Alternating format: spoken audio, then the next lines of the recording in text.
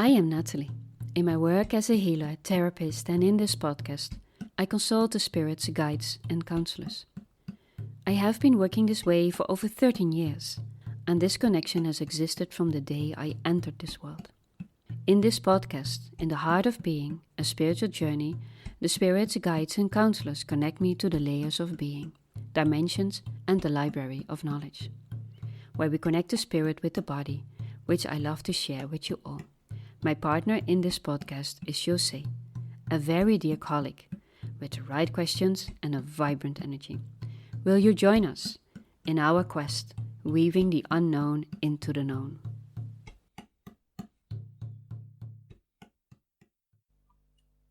So welcome. Today José and I are going to talk about magic. So we all, well, not all, but most people love magic, one way or the other, you know. Some are very attracted to the magical fairy tales, like the ones we know from Ireland, or others love Harry Potter. But you know, like magic is almost everywhere in a lot of movies, in books, in the way people dress. In a way, you look at Japan, you know, they dress like magical creatures. And but why do we want to do that? You know, why do we feel so moved by those magical creatures? I believe that it has to do with that we understand, or that we know this world exists, or that we long for such a world. Well, I once went to Ireland, and I was in love with the bookstores. So I bought so many books. And I didn't want to pay extra for the luggage when I got back home from Ireland to Amsterdam. So I put on all my clothing so that I could take the books as hand luggage. So, but when you come in those bookstores, it's like magic comes to life. You know, they have those beautiful books with all those pictures and paintings and gold and glitter, you know. This country is filled with tales of creatures of all kind, because they say we don't only have like the magical creatures like the fairies or stuff like that, but also the trolls and the dark ones and the banshees, for example. That is the very heavy energies we rarely talk about, you know. But it is interesting because why did we lose it in Europe is an interesting question. Where did our magic go? Because if you go to other places in South America, it has a different form, but magic always has its place. You know, like when you go to in a way, a witch doctor, I will call it like that, or a shaman, or I don't call it, they also work with magic. They connect you to the other world. And those books about the magical creatures, but also Lord of the Rings, of Harry Potter, all those, you know, they connect us to the other world that in a way we understand and we want to be part of. It makes us a little bit bigger than the human we think we are. But actually we're also magical creatures. But we just forgot. So that's actually something that we lost, maybe from inside through generations. Yeah, we did. And in some places of the world, it's still very vibrant, you know, and something that is normal to talk to the other world or to see other things. And not only like demons, for example, but also other creatures. But when we say something here, like in Europe or in Holland, you say like people look at you like you are mad, you know, you're not sane at all. But when we were children, this was our world. And does it also has to do maybe with the fact that people in, for example, Ireland, or as you just mentioned, South America, or I can also imagine South Africa, maybe are still closer to nature? Yeah, well, there is more nature left. Well, Africa in a different way, but still there is, you know. And here we are more like, we are becoming machines in a way. Every day the same routine. And there you are touched by nature. And nature is magic. Yeah. The way it grows. You know, we cannot see it grow, but one day to the next we see a next leaf and say, what happened? You didn't grow overnight, but I just noticed you overnight, you know. And even though you have this book about, it's called this German man. The Secret Lives of Trees is a beautiful book. How they are connected to each other, how they feed each other, like with the mycelium is also magic, but in a different way. How do we get it back? It was interesting because I was about to say, how can we get it back? Yeah, how do we get it back? Well, actually it has to do with when we are children, we are so open for the world. We explore and we just feel it. Most of the children have an imaginary friend or they see other things, or when they read something or look at something, they just become it, So for you, it's just to think as when you were a child, what did you really love? What touched you? What was magic in your life? So this is a question for you. So you were on the spot now. Yeah, what was magic for me? Well, actually, as a child, I was a lot in nature. So for me, that was quite magical period in my childhood. Yeah. And what made it magical for you? What made it magical? Well, maybe the colors, how it felt, how it smelled, being grounded. And of course, when you're small, also seeing all the animals walking freely around. I think that's also a big part of it. So, yeah. I was very fortunate to grow up in kind of forest, so that was a big advantage for me. Yeah. I also grew up close to a forest, so I know that feeling. But I especially know the feeling that was years later when I did like a Vipassana, a silent retreat of 10 days in Brazil, and you were not allowed to talk for 10 days, and you meditated 10 hours a day. It was pretty hard, but very interesting. I can recommend it. The first 5 days I just thought, oh my God, what am I doing here? I'm in Brazil and I'm just sitting on this cushion all day, like I'm wasting my time. I need to get out here. Then after 5 days, it just calmed down. And in the beginning, you get so many thoughts and everything, and then it quiets down. And then you come in the magical space. And you just see everything.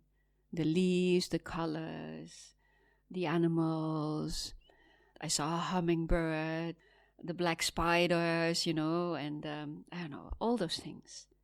And you're so touched, you feel so united, This is what magic also does, You have magic on different levels, but when you see the magic of life, everything ceases to exist and you start to be.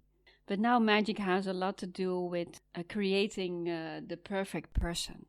So it went to a whole different thing. If we look at how we perceive magic in the world now, it's like I thought of it and I created it. So it became something different. But it's not the magic I am talking about. Yeah, it feels like the playfulness is out of it. Yeah. It's a forcefulness they use. So I want this in my life and I'm going to create it. That's magic. That I don't believe.